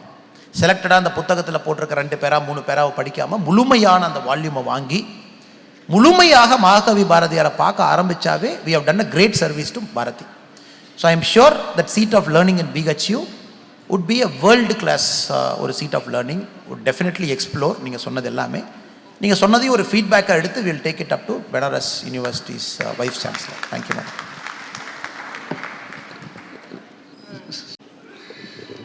You know, it's lot of the first food certificate holding. How long will it take to reveal the truth? The first way to take for the day. How long will it take to unveil the truth? And pray for the day. How long will it take to reveal all the truth? நீங்க 2 வார்த்தை மட்டும் சொல்லுங்க. All the words say it. How long will it take? He's asking about how long it will take to unreveal the truths and myths, bust the myths, and take it to a lot of people. Like it is in How long will it take to break all this? Okay, how long it will take to outreach and bring impact in the society and unreveal the truth to a lot of people. How will one 5 years be enough to break all this false fake news? Okay, the fake news and the so the myths to bust, how long it will take and how the outreach would be possible among the youth. Okay, great question, brother. Thank you so much. We are very privileged. You have come to listen to us. We are truly honored and humbled. நீங்கள் வந்து மகாகவி பாரதியாரோடைய இந்த டிஸ்கஷனை கேட்க வந்தது எங்களுக்கு ஒரு பாக்கியமாக பார்க்குறோம். Thank you so much. 2-3 கேள்விகளை மிக்ஸ் பண்ணி கேட்டிருக்காங்க. ட்ரூத்துன்னு ஒரு வார்த்தையை பயன்படுத்தியிருக்காங்க, ஃபேக் நியூஸ் பயன்படுத்தியிருக்காங்க எல்லாமே. வஉசி ஐயாவை பற்றி பேசினாங்க. வஉசி ஐயா அவர்கள் வந்து இந்த ஸ்வதேசி ஸ்டீம் நேவிகேஷன் கம்பெனி அதை ஆரம்பித்து பிரிட்டிஷ் இந்தியாவுக்கு எதிராக கப்பல்களை இங்கிருந்து விடணும், அவங்களோட ஃபைட் பண்ணி சுதேசியாக நம்ம இருக்கணும். மகாகவி பாரதியார் அதே தாட் சேம் தாட். அப்போ பிரிட்டிஷ் என்ன பண்ணாங்கன்னா, ஓகே நீ வந்து 100 ரூபாய்க்கு கப்பல் விடுறியா, நான் பணத்தை குறைச்சி 50 ரூபாய்க்கு விடுறேன்னு 50 ரூபாய்க்கு குறைச்சாங்க. Again the Swadeshi steam navigation company was running. அப்போவும் சக்ஸஸ்ஃபுல்லாக ரன் பண்ணார். தென் தே செட் ஓகே 50 ரூபா பிரச்சனை, ஏன்னா 25 ரூபாய்க்கு வண்டி ஓட்டுறேன், நீ 100 ரூபாய்க்கு ஓட்டி பாரு. இது எதுவுமே ஒர்க் ஆகாதனால பிரிட்டிஷ் என்ன பண்ணாங்கன்னா ஃப்ரீபீஸ்க்கு போனாங்க. They said whoever is boarding our ship will give you an umbrella. நம்ம கப்பலில் போனீங்கன்னா அம்பர்லா அப்போவே கொடுப்போம் அப்படின்னு. இவர் வஉசி எங்கேருந்து அம்பர்லா கொடுப்பார். ஸோ அவருடைய ஸ்டடி பார்த்தீங்கன்னா a very noble mission, a noble person who really wanted to bring that word called சுதேசி. இந்த சுதேசி நம்ம நாடு நம்ம இருக்கணும், சுதேசி வந்தால் மட்டும்தான் பிரிட்டிஷை எதிர்க்க முடியுங்கிறது ஒரு தீர்க்கமான சிந்தனை. பட் அவருடைய கம்பெனி அழிக்கப்பட்டதே வந்து ஒரு ஃபேக் நியூஸு, இந்த மாதிரி பொய்யான ஒரு விஷயங்கள். அதை அழிக்க வேண்டும் என்கின்ற முயற்சி. இது வந்து சொசைட்டியில் பார்த்தீங்கன்னா காலங்காலமாக நடக்கும். இதை நீங்கள் தடுக்க முடியாதுங்க brother. You can never stop it. ஒரு ட்ரூத்தினுடைய ஆப்போசிட் பார்த்தீங்கன்னா ஃபால்ஸ்னு இல்லைங்க, இட் இஸ் ஆன்டி ட்ரூத்.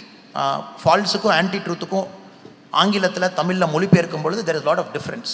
ஃபால்ஸுங்கிறது பொய், நீ உண்மை சொன்னேன் நான் பொய் சொன்னேன். ஆன்டி ட்ரூத் பார்த்தீங்கன்னா it is a construction to make sure அந்த ட்ரூத்தை என்னெல்லாம் சொல்கிறாங்களோ ஒரு ஃபேஸட்டையும் டீகன்ஸ்ட்ரக்ட் பண்ணுறது.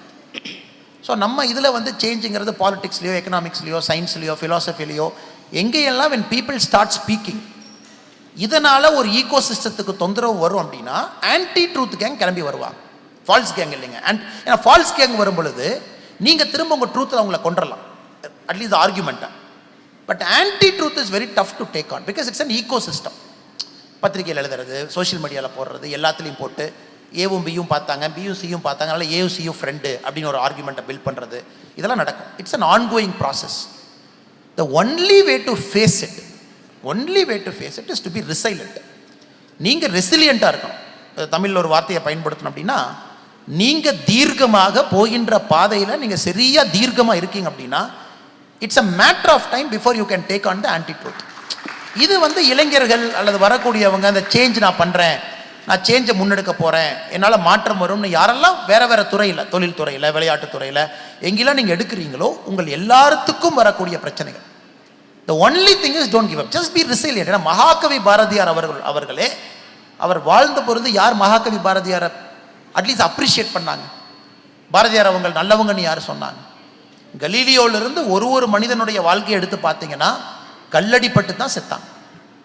மகாகவி பாரதியார் அவர் ஆல்சோ வெரி புவர்லி மிஸ்ட்ரீட். அப்போ யாரும் அவருக்கு படுற கஷ்டத்துக்காக கூட போய் ஒரு 1000 பேர் 100 பேர் நிற்கல. அவருடைய பத்திரிகைக்கு வந்து நான் சப்ஸ்கிரிப்ஷன் கொடுத்து மகாகவி பாரதியார் நான் வாழ வைக்க போகிறேன்னு நிற்கல. அல்லது வஉசி அவர்களுக்கு குடை கொடுக்கும் பொழுது கூட அது இருந்தாலும் நான் வஉசியோட போவேன்னு நிற்கல. அது வந்து truth, anti truth. It will take time. இது காலங்காலமாக சமுதாயத்தில் நடந்திருக்கு.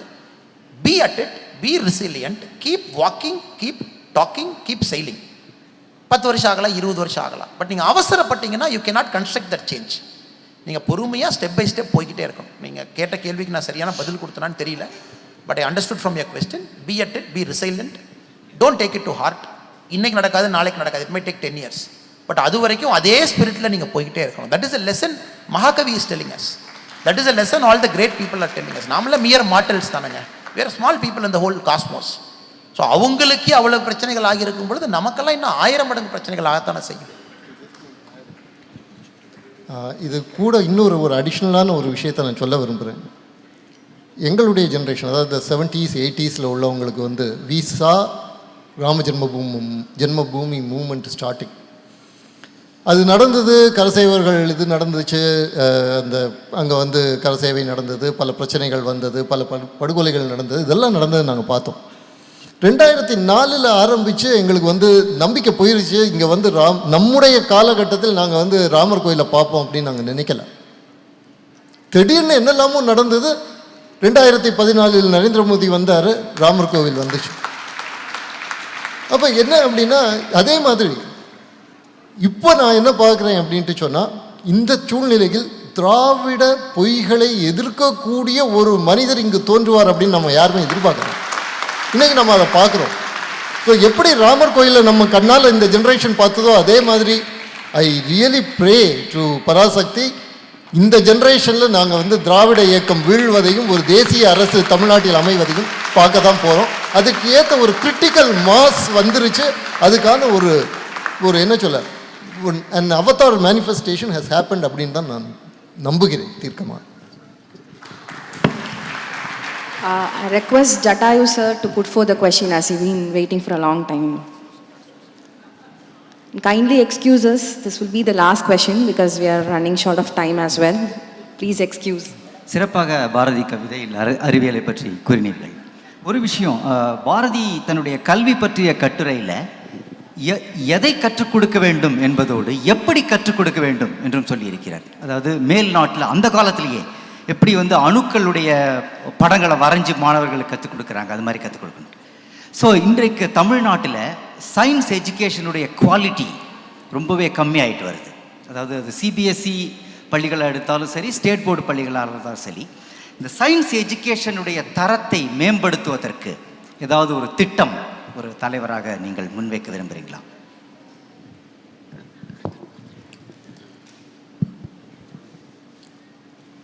என்சிஆர்டி எல்லா வருஷமே கூட சார் இந்த ஸ்டேட் ஆஃப் லேர்னிங் அவுட்கம்ஸ் அப்படின்னு ஒரு சர்வே ரொம்ப சீரியஸாக பண்ணுறாங்க. இது வந்து ஒரு மாணவனுக்கு 3 வகையான டெஸ்ட் வைக்கிறாங்க. 3ஆம் கிளாஸ், 8ஆம் கிளாஸ், 10ஆம் கிளாஸ். இந்த 3 கிளாஸ்லையும் கூட அந்த மாணவனுடைய கணிதத்தன்மை, mathematical ability, proficiency in English, இங்கிலீஷில் ஒரு பேரா எப்படி படித்து எழுதுகிறாங்க, scientific understanding of a subject. இப்போ 3ஆம் கிளாஸ் பையனுக்கு இது தெரிஞ்சிருக்கணும், எவ்வளோ தெரிஞ்சிருக்கு, 8ஆம் கிளாஸ் பையனுக்கு எவ்வளோ தெரிஞ்சிருக்கணும், எவ்வளோ தெரிஞ்சிருக்கு அப்படின்னு. இப்போ நீங்கள் பார்த்துருப்பீங்க, தமிழ்நாடு வந்து southern ஸ்டேட்ஸில் we are the last. Kerala is ahead of us, Karnataka is ahead, Telangana is ahead, Andhra is ahead, Puducherry is ahead. நம்ம லாஸ்ட். இது ரொம்ப அன்ஃபார்ச்சுனேட்டாக தமிழ்நாட்டில் இதை பற்றி நம்ம பேசுகிறதே இல்லை sir. We just don't talk. பேசவே மாட்டோம். இப்போ சமீபத்தில் Stanford university has come up with survey. அவங்களுடைய ரீஜனல் மதர் டங்கை எந்த அளவுக்கு தெரிஞ்சு வச்சுருக்காங்கன்னு ஒரு கிரேட் கொடுத்தாங்க. Very good, good, excellent, bad, average. இந்தியாவில் இருக்கக்கூடிய பிராந்திய மொழிகள், ரீஜனல் லாங்குவேஜஸில் ஒரு மாணவனுக்கு தாய்மொழியில் கற்றல் அறிவு குறைவாக இருக்கிறது யார் அப்படின்னா தமிழன். Stanford University research. No debate, no discussion. ஒரு டிவியில் 8 மணி டிபேட் பார்த்தீங்கன்னா அண்ணாமலை பஜ்ஜி சாப்பிட்டாரா, போண்டா சாப்பிட்டாரா, ஜென்ரலாக இது. இங்கே போனாரா, அங்கே போனாரா, யார் வந்தாங்க, அவங்கள திட்டினாங்க, அவங்கள திட்டினாங்க. இதெல்லாம் வந்து critical to society to talk. இதுதான் கல்வியாளர்களை கூப்பிட்டு வந்து ஒரு 5 பேர் உட்கார வச்சு, ஒரு retired vice chancellor, retired professors, இந்த மாதிரி ஒரு தாட் லீடர்ஸை கொண்டு வந்து உட்கார வச்சு, why the learning outcomes has gone down, எதுக்கு இது இவ்வளவு கீழே இருக்குது, அல்லது ஒரு இத்தனை ஆண்டு காலமாக தாய்மொழியை வச்சு தான் இங்கே அரசியல் நடந்துச்சு. ஆனால் ஸ்டான்ஃபோர்ட் சர்வேல சொல்லுது Punjab is at 64%, Tamil Nadu is around less than 20-25 இருக்குது. ஸோ இவ்வளவு தாய்மொழி பெருமையை பேசக்கூடிய ஒரு மாநிலத்தில் கற்றல் அறிவு தாய்மொழி குறைவாக இருக்குன்னு ஸ்டான்ஃபோர்ட் சர்வே வருது சார். ஸோ இதில் சயின்ஸ் ஒரு பார்ட். இதனால தான் பேசும்பொழுது ஒரு வார்த்தையை சொன்னோம், it is time to take a ரீலுக்குன்னு. இல்லை சார், ரீலுக்குன்னா ஒரு புத்தகத்தை திறந்து பார்க்குறது. இதை கம்ப்ளீட்டாக டிஸ்மேண்டில் பண்ணி இந்த எஜுகேஷன் சிஸ்டத்தை தலைகீழாக மாற்ற வேண்டிய நேரம் வந்துருச்சு. நீங்கள் இந்த ரீலுக்கு அந்த எரேசர் வச்சு அழிச்சு எழுதுறதெல்லாம் நீ வேலைக்கு ஆகாது சார். இது எப்போ அஃபெக்ட் பண்ண போகுதுன்னா, it is going to affect 20 years from now. இந்த கிட்ஸ் இப்போ யார் வர்றாங்களோ, proliferation of schools, convents, international schools எல்லாமே வந்து என்ட்ரன்ஸ் எக்ஸாமினேஷன் ஃபோக்கஸ்டாக அந்த ஸ்கூல் போயிட்டுருக்கு. கற்றாற்றல் குறைவு, haves and have nots. Tamil Nadu பார்த்தீங்கன்னா ஹையஸ்டாக இருக்குது. அதாவது பணம் இருப்பவர்களுக்கான கல்வியும் பணம் இல்லாதவர்களுக்கான கல்வியும் இருக்கக்கூடிய அந்த கேப் அப்படிங்கிறது Tamil Nadu one of the highest. அதனால் government schools are very poorly doing. ஆனால் இப்போ கவர்மெண்ட் ஸ்கூல் என்னையா ரிஃபார்ம் பண்ணிங்கன்னா, குழந்தைங்களே சினிமா பாட்டுக்கு ஆட வச்சுருக்காங்க காலையில். அதை வந்து எஜுகேஷன் மினிஸ்டர் ட்வீட் பண்ணுறாரு, ஒரு சினிமா பாட்டு குழந்தை ஆடுறது, it's a reform in Tamil Nadu education. அதை பண்ணுறாங்க. எல்லாம் அப்சல்யூட்லி ஷேம்ஃபுல். எந்த ஐடியாவுமே இல்லை. அவங்க அப்பா அரசியல்வாதியாக இருந்த ஒரே காரணத்துக்காக மேனேஜ்மெண்ட் கோட்டா வாங்கி ஆர்ட்ஸ் காலேஜில் படிச்சுட்டு எஜுகேஷன் மினிஸ்டர். இவங்களாம் கக்கன் கிடையாது. இவங்க வந்து எஜுகேஷன் சிஸ்டத்தை பற்றி பேசுகிறாங்க. இவங்க நியூ எஜுகேஷன் பாலிசி. நீங்களே எங்கே படிச்சிங்க? நியூ எஜுகேஷன் பாலிசியை பற்றி தமிழ்நாட்டில் அமைச்சர்கள் நீங்கள் பேசுகிறீங்கல்ல, பேசுகிறக்கு ஒரு தகுதி வேண்டாமா sir? when somebody is commenting on education, என்ன தகுதி உங்களுக்கு? சினிமா பாடல் வெளியீட்டு விழாவில் ரிலீஸ் பண்ணுறதும் சினிமா ஷூட்டிங்கில் நண்பருக்கு போய் கிளாப் அடிக்கிறது தான் எஜுகேஷன் மினிஸ்டருடைய தகுதியா? இன் தட் ஸ்பிரிட் நான் கிரிட்டிக்கல் அல்ல, ஐம் நாட் அட்டாக்கிங் எனிபடி. இது பொலிட்டிக்கல் ஸ்டேஜ் கிடையாது, எனக்கு தெரியும் சார். பட் மனம் வெதுப்பி ஏன் சொல்கிறேன்னா, நீங்கள் நியூ எஜுகேஷன் பாலிசியை பற்றி கமெண்ட் பண்ணுற அளவுக்கு இந்த தமிழ்நாடு தரம் தாழ்ந்து உங்களுடைய கமெண்ட்டை எல்லாம் டிவியில் பார்க்குற அளவுக்கு எங்களுக்கு நிலைமை வந்துருச்சே பராசக்தின்னு தான் ஆண்டவனை வேண்டாம். இவங்க என்ன கொண்டு வர போகிறாங்க? What is a change you are going to bring? என்ன விஷன் இருக்கு உங்களுக்கு? என்ன குல்லாவை போட்டுக்கிட்டு இன்னொருத்திட்ட போய் பேசிக்கிட்டு இப்படி பண்ணுறேன் அப்படி பண்ணுறேன், நம்ம அதை பார்க்குற எல்லாத்தையும் அவங்க பேசுறதெல்லாம் என்ன? Are you being true to your Indic system, true to your roots? So தப்பான ஆட்களுடைய கையில் அந்த கல்வித்துறை போய் மாட்டியிருக்கு சார். அப்புறம் செகண்ட் வந்து பார்த்தீங்கன்னா லாபிங். இது ஒரு அரசியல்வாதியாக ரொம்ப தெளிவாக சொல்கிறேன். நான் எலெக்ஷன் நிற்கும்போது என் தொகுதியில் இந்த ஜாக்டோ ஜியோ அப்படிங்கிற அமைப்பு எனக்கு எதிராக தேர்தல் பிரச்சாரம் பண்ணிட்டு இருந்தாங்க. நான் ஒரு கூப்பிட்டேன், டீச்சர்ஸ் எல்லாம் வந்து எனக்கு எதிராக தேர்தல் பிரச்சாரம் பண்ணிட்டு இருந்தாங்க. ஒருத்தரை கூப்பிட்டு, எனக்கு எதிராக எதுக்கு தேர்தல் பிரச்சாரம் பண்ணிட்டு இருக்கீங்க? இல்லைண்ணே, அது நீங்கள்லாம் உங்கள் அரசெல்லாம் வந்துருச்சு அப்படின்னா நீங்கள் கல்வித்துறையை கொஞ்சம் ஸ்ட்ராங் பண்ணிடுவீங்க, எங்களுடைய வேலையை அதிகப்படுத்திடுவீங்க, எங்கள் ரிஃபார்ம்ஸ் கொண்டு வந்துடுவீங்க, புதிய கல்விக் கொள்கை நீங்கள் வரக்கூடாதுங்கிறதுக்காக தான் உங்களை எதிர்த்து நான் கேம்பெயின் பண்ணுறேன் அப்படின்னு. Just look at the state. an association that represents a group of teachers is in an assembly constituency campaigning against a candidate because மாற்றம் வருதுன்னு தெரியும், நீ கதை வடைச்சு வைக்கணுங்கிறக்கா நீ தரையில் இறங்கியிருக்க. உதாரணம் சொல்கிறேன். அதனால தான் சொல்கிறேன், இது it's not about changing a page. இந்த புக்கையே வந்து தலைகீழாக மாற்றணும். இல்லாட்டி இந்த லேர்னிங் அவுட்கம்ஸ் கிளியர் ஃபெயிலியர். ஐஐடிஸ்க்கு எத்தனை தமிழ்நாடு பசங்க போகிறாங்க? Very poor, very minuscule. IIMs எத்தனை பேர் போகிறாங்க? Many minuscule. என்ட்ரன்ஸ் எக்ஸாமினேஷன் இந்தியாவில் சமமாக எல்லாத்துக்கும் இருக்குது. எல்லா குழந்தையும் ஒரிசால காட்டில் ட்ரைபல் குழந்தையும் வந்து அதே நீட் எழுதுது, தைரியமாக எழுதுறான். தமிழ்நாட்டில் இவங்க அந்த நீட்டுக்கு பூதத்தை பேயெல்லாம் ஏற்படுத்தி வந்ததுக்கப்புறம் சிட்டியில் இருக்கிற பையன் பயந்து போகிறான், நீட்டு பூதம் எங்கே இருக்குது, அது டோருக்கு பின்னாடி ஒளிஞ்சிருக்கா அப்படின்னு. ஸோ இந்த மாதிரி குழந்தைங்களுடைய செல்ஃப் கான்ஃபிடென்ஸை அழிச்சிட்டு last year civil service examination நான் பாஸ் ஆகும் பொழுது சார் 2011 120 பேர் தமிழ்நாட்டிலேருந்து பாஸ் ஆனாங்க 860 பேர்த்தில். இப்போ 42 பேர். இதெல்லாம் எங்கே போய் அவங்க மூஞ்சி வச்சுட்டு நிற்பாங்க? ஒரு ஜென்ரேஷனையும் அழிச்சிட்டு next level of scientist Tamil Nadu is not going to produce. Next level of thinkers we are not going to produce. Next level of philosophers we are not going to produce. Next level of startup guys we are not going to produce. Next level of teachers we are not going to produce. ஏன்னா fundamental எஜுகேஷனே அழிச்சாச்சு 10-20 வருஷத்தில். இப்போ வந்து நீங்கள் வந்து இந்தியாவில் வந்து வேற ஸ்டேட்டை பார்த்து குறை சொல்கிறீங்க. சின்ன உதாரணம் sir, sorry I'm taking a long time to answer. Cross enrolment ratio தமிழ்நாடை பொறுத்த வரைக்கும் ரொம்ப பெருமையாக சொல்லுவோம்.